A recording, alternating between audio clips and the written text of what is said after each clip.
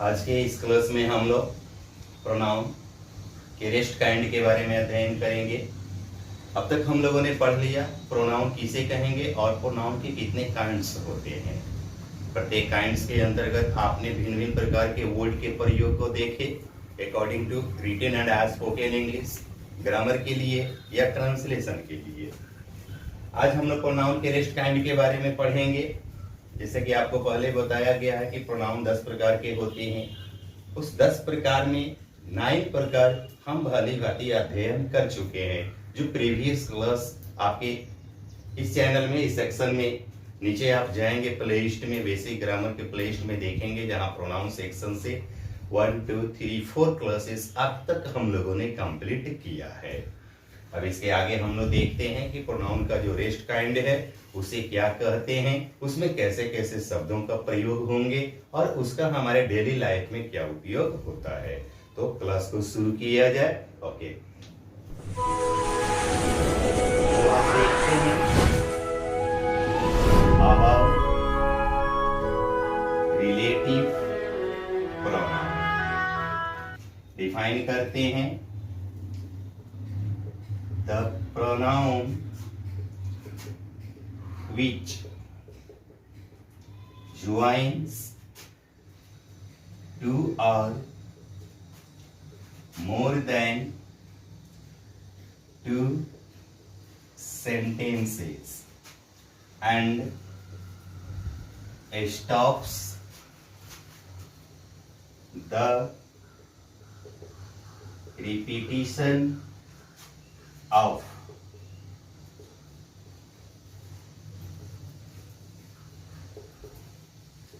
other pronoun in the sentence is called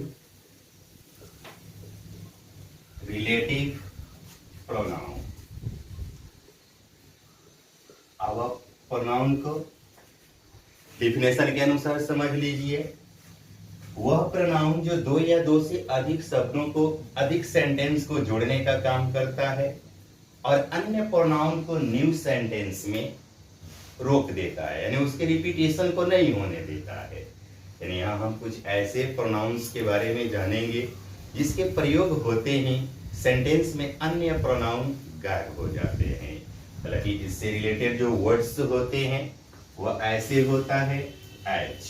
आप देखते हैं एक वर्ड हुआ हु, मतलब जो, सब्जेक्ट के भांति यूज करेंगे किसी व्यक्ति के लिए। नेक्स्ट हुम, मतलब जिसको, ऑब्जेक्ट के भांति यूज करेंगे व्यक्ति के लिए। नेक्स्ट विच, जो, सब्जेक्ट के भांति यूज होते हैं किसी स्थान के लिए, जानवर के लिए या वस्तु के लिए। पुनः होता है विच, इसका मतलब भी होता है जिसको, ऑब्जेक्ट के भांति यूज करते हैं स्थान, जानवर, वस्तु के लिए। नेक्स्ट टर्म होता है दैट, इसका भी मतलब होता है जो, सब्जेक्ट की तरह यूज होता है, उपयोग सभी के लिए। और इसके बाद होते हैं हुज,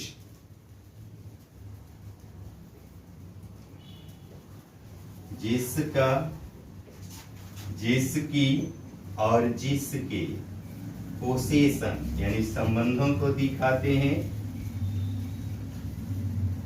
उपयोग सभी के लिए इत्यादि। बाकी अन्य हो गए।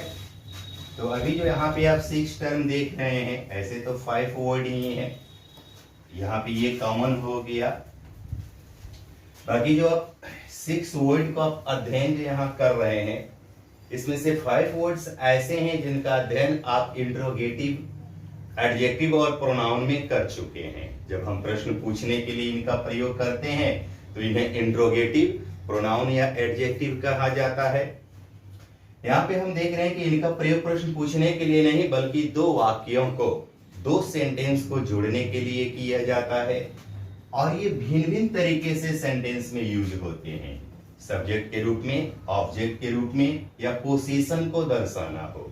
पोसेसिव, एडजेक्टिव और प्रोनाउन के अंतर्गत जो हम टर्म्स देखे वहां हमें पता चला कि पोसेशन है क्या, तो हुज का प्रयोग पोसेशन को दिखाने के लिए किया जाता है। इसका प्रयोग सेंटेंस में हम कैसे करेंगे, आप इतना को लिख लें। इसके बाद आगे हम बताते हैं भिन्न भिन्न यूजेज इसके कैसे होते हैं। Okay, write down.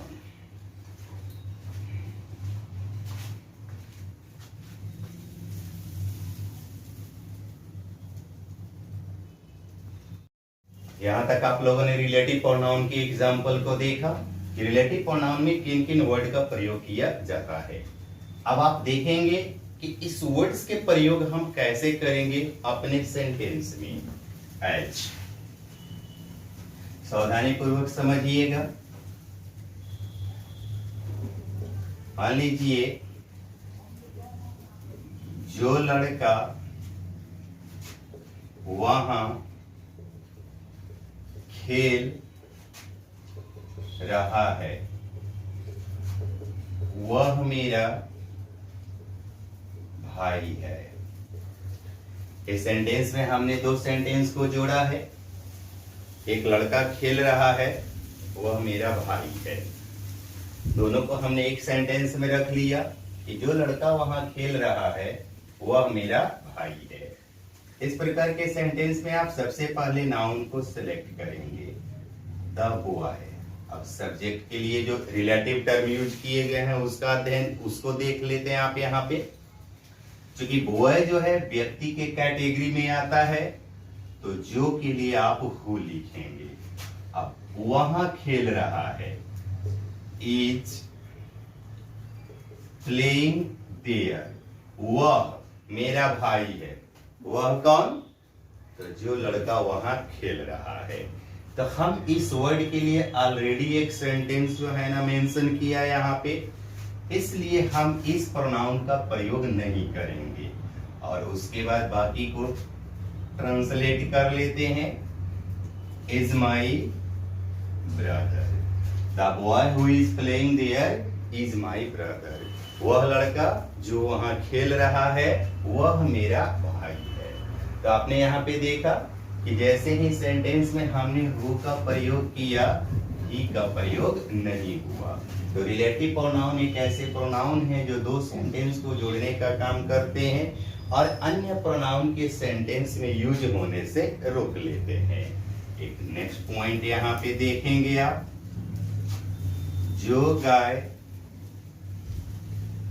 काली है वह बहुत सुंदर है। जो गाय काली है वह बहुत सुंदर है।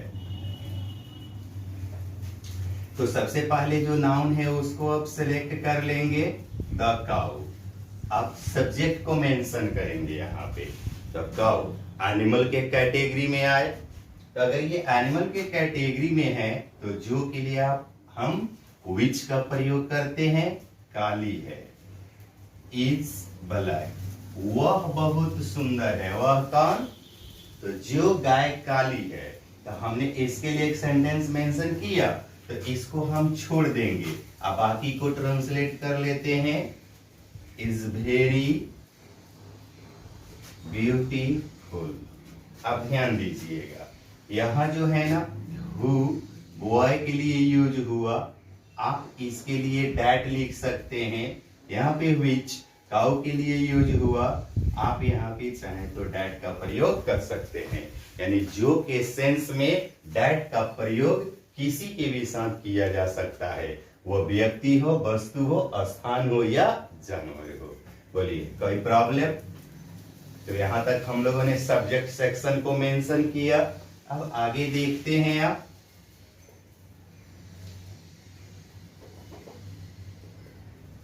जिस लड़का को आपने देखा वह मेरा दोस्त है। एक सेंटेंस हो गया। जिस लड़का को आपने देखा वह मेरा दोस्त है। तो सबसे पहले सेंटेंस में जो नाउन है उसका प्रयोग कर लेंगे आप। द बॉय, अब को यानी ऑब्जेक्ट के सेंस में आता है ये, जिसको। तो इसके लिए अगर फर्स्ट नाउन जो है ना व्यक्तिवाचक हो यानी व्यक्ति का बोध कराता हो तो हम उसके लिए हुम का प्रयोग करेंगे जिसको के सेंस में। अब आपने देखा, यू सॉ, वह मेरा दोस्त है। वह कौन? तो जिस लड़का को आपने देखा तो हम इसका प्रयोग नहीं करेंगे और इतना को सेलेक्ट कर लेते हैं, इज माई फ्रेंड। यहां तक कोई प्रॉब्लम आपको? बिल्कुल कोई प्रॉब्लम नहीं। जैसे देखेंगे, जिस गाय को हम लोग खरीदेंगे वह काली होगी। अब जिस गाय को हम लोग खरीदेंगे तो सबसे पहले आप नाउन को सिलेक्ट कर लीजिए, द काऊ। अब यहाँ को लगा, जब कर्ता ने कर्म को, यानी यहाँ से ऑब्जेक्ट का बोध हो रहा है, मतलब जिसको। तो सबसे पहले इसके कैटेगरी को देख लीजिए, द काऊ यह एनिमल के कैटेगरी में है तो जिसको के लिए व्हिच लिखेंगे, व्हिच। अब हम लोग खरीदेंगे, वी सेल बाई, वह काली होगी। वह कौन?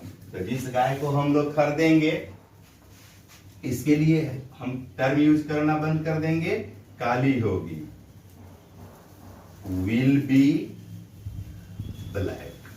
बोलिए, यहां तक कोई प्रॉब्लम आपको? यानी आपने समझा कि कैसे हम हु, दैट और व्हिच, हुम का प्रयोग करते हैं। अब इन चीजों को आप देखेंगे पोसेशन के रूप में। जिस लड़का के पिता बाहर गए वह खेल रहा है। जिस लड़का के पिता बाहर गए वह खेल रहा है। तो जो सबसे पहले नाउन है उसको सिलेक्ट कर लेंगे आप, द बॉय। अब के यानी जिसके, तो जिसका, जिसकी, जिसके। अगर सेंटेंस में ऐसे टर्म का प्रयोग हो तो इससे पोसेशन का बोध होता है और पोसेशन के लिए हम हुज का प्रयोग करते हैं सभी के लिए। द बॉय हुज फादर बाहर गए, वेंट आउट, वह खेल रहा है। वह कौन? यानी जिसके पिता बाहर गए। तो ऑलरेडी सेंटेंस में मेंशन है, इसे छोड़ दीजिए, सिर्फ इतना को ट्रांसलेट कर लीजिए, is playing. Anybody any doubt? यानी यहां तक आपने समझा कि हम कब हु और हुम का प्रयोग करते हैं, कब व्हिच का प्रयोग करेंगे और कब हुज का प्रयोग करेंगे। हालांकि हुज से रिलेटेड कुछ अन्य टर्म भी हम आपको बताते हैं, पहले आप इसे नोट कर लीजिए तो विशेष को आगे देखेंगे। Okay, write down.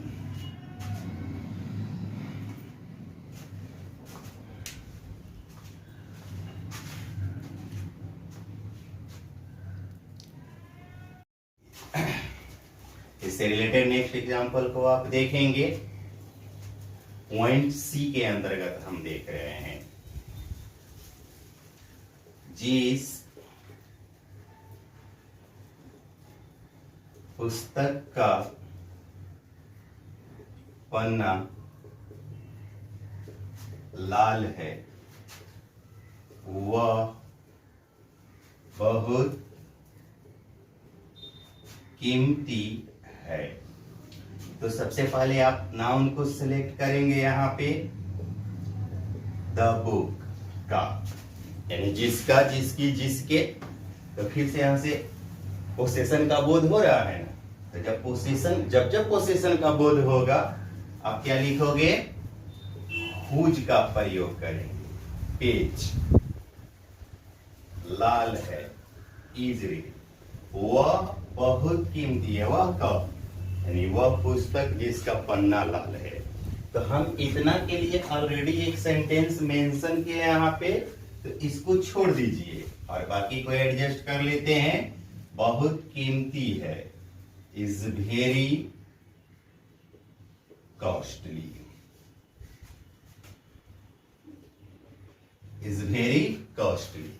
बोलिए, एनीबॉडी, एनी डाउट? ओके। अब नेक्स्ट में आप देखिएगा, कभी कभी सेंटेंस में नाउन का ही प्रयोग नहीं होता है, थोड़ी सी कंफ्यूजन होगी, लेकिन बात समझ में आ जाएगी। जैसे यहाँ एक सेंटेंस है, जो बाहर जाता है वह पैसा कमाता है। जो बाहर जाता है वह पैसा कमाता है। अब जो के तुरंत बाद किसी नाउन का प्रयोग नहीं है, लड़का, व्यक्ति, लड़की, गाय, पुस्तक, कलम, ना जो सिंगुलर है, ना प्लुरल है, ना काउंटेबल है, ना अनकाउंटेबल है। डार्क हुआ, लाइट गई, ओके, कोई बात नहीं, दिख रहा है ना, क्लियर, ठीक है। तो जो होता है, मान लीजिए कि जो बाहर जाता है वो पैसा कमाता है। तो सबसे पहले आप इसमें दिए गए प्रोनाउन को देखेंगे, वह सिंगुलर फॉर्म में है। तो आप सबसे पहले इस चीजों को समझेंगे कि जो बाहर जाता है पैसा कमाता है, वह व्यक्ति है, वस्तु है, स्थान है या जानवर है। तो पैसा कमाने का काम तो व्यक्ति ही करते हैं, बाकी दुनिया का कोई ऐसा ऑब्जेक्ट नहीं है। जानवर को पैसे से मतलब नहीं है, किसी वस्तु को पैसे से मतलब नहीं है, स्थान को पैसे से मतलब नहीं है। पैसे को मतलब सिर्फ और सिर्फ जो है ना, हमें होती है, इंसानों को होती है, और ऐसे भी ये किसी व्यक्ति के लिए ही बोला गया है। यानी आपको समझ में आ जाना चाहिए कि यह व्यक्ति के लिए कहा गया है। तो उस परिस्थिति में आप वन का प्रयोग करेंगे और तब रिलेटिव प्रोनाउन का प्रयोग करेंगे, हु गोज आउट। अब वह के लिए तो ऑलरेडी सेंटेंस मेंशन हो गया, पैसा कमाता है, अर्न्स मनी। वे जो अंग्रेजी पढ़ते हैं, जो अंग्रेजी पढ़ते हैं वे ज्ञान पाते हैं। जो अंग्रेजी पढ़ते हैं वे ज्ञान पाते हैं। और फिर जो के तुरंत बाद किसी नाउन का प्रयोग नहीं है, तो जब जो के तुरंत बाद किसी नाउन का प्रयोग नहीं है, तो फिर ये जो है ना इंडेफिनिट टर्म हो गए, सभी के लिए वैलिड हो गया। हम कह नहीं सकते, हर एक व्यक्ति के लिए लागू हो सकता है। तो यहाँ फोकस कीजिएगा, वे ज्ञान पाते हैं। इस बार प्लुरल फॉर्म में हम सब्जेक्ट को रखे हैं, तो यहाँ आप दोज का प्रयोग करेंगे। अब हु रीड इंग्लिश, वे ज्ञान पाते हैं। वे कौन? तो जो अंग्रेजी पढ़ते हैं। तो ऑलरेडी यहाँ पे एक सेंटेंस मेंशन है, उसको छोड़ दीजिए और इतना को बना लीजिए, गेट नॉलेज। तो यहाँ तक आपको बात समझ में आ गया है कि कब हु का प्रयोग करते हैं, कब विच का प्रयोग करते हैं, कब हुम का प्रयोग करते हैं। अब एक टर्म और देखिएगा आप, जब सेंटेंस के अंतर्गत, यहां से तो दोनों सेंटेंस से व्यक्ति का ही बोध होता है। अगर व्यक्ति छोड़ के किसी अन्य चीज का बोध होता हो, तो जो मेरे पॉकेट में है वह बहुत कीमती है। जो मेरे पॉकेट में है वह बहुत कीमती है। तो सिंपल सी बात है कि यह किसी वस्तु के लिए बोला गया। तो जब वस्तु का बोध होता हो तो आप यहाँ दोज और वन के लिए सीधा सीधा व्हाट का प्रयोग करेंगे, क्योंकि व्हाट जो है ना आपका ये भी रिलेटिव टर्म है। जैसे ही व्हाट का प्रयोग करेंगे आप, वहां पे हु, हुम, व्हिच, हुज, दैट का प्रयोग नहीं होता है। तो व्हाट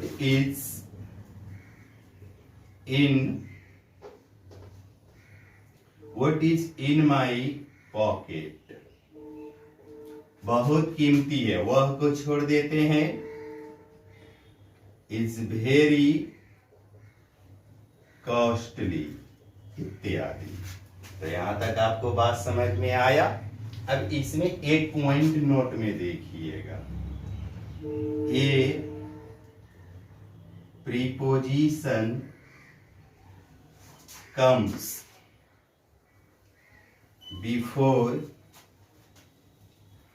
ऐसे लिखेंगे, before comes either to the beginning of relative clause or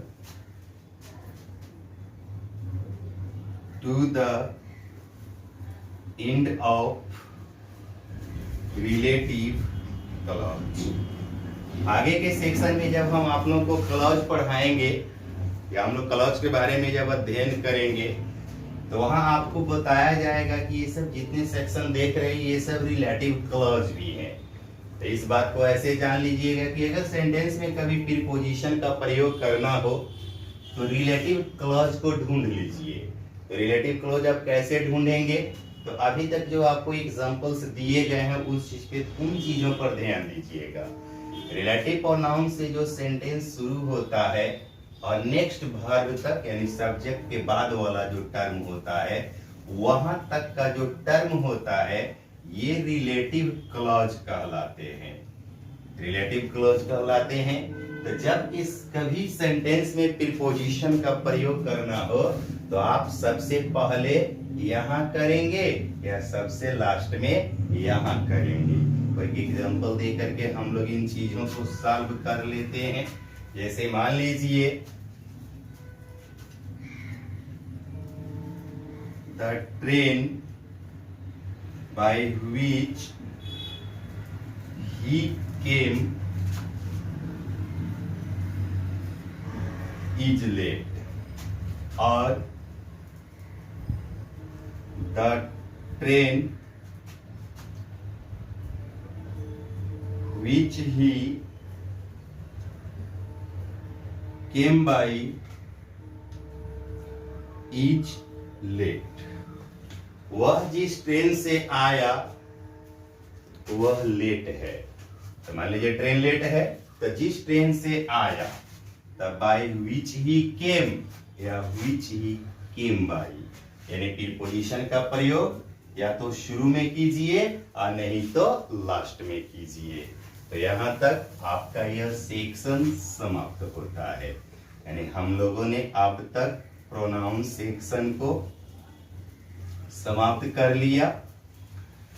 अब इससे रिलेटेड आपके पास जो भी ग्रामर हो, बेसिक ग्रामर हो, जूनियर ग्रामर हो या एडवांस ग्रामर हो या किसी जनरल कंपटीशन से रिलेटेड आपके पास नोट्स हो, वहां से आप प्रोनाउन सेक्शन को फॉलो करेंगे।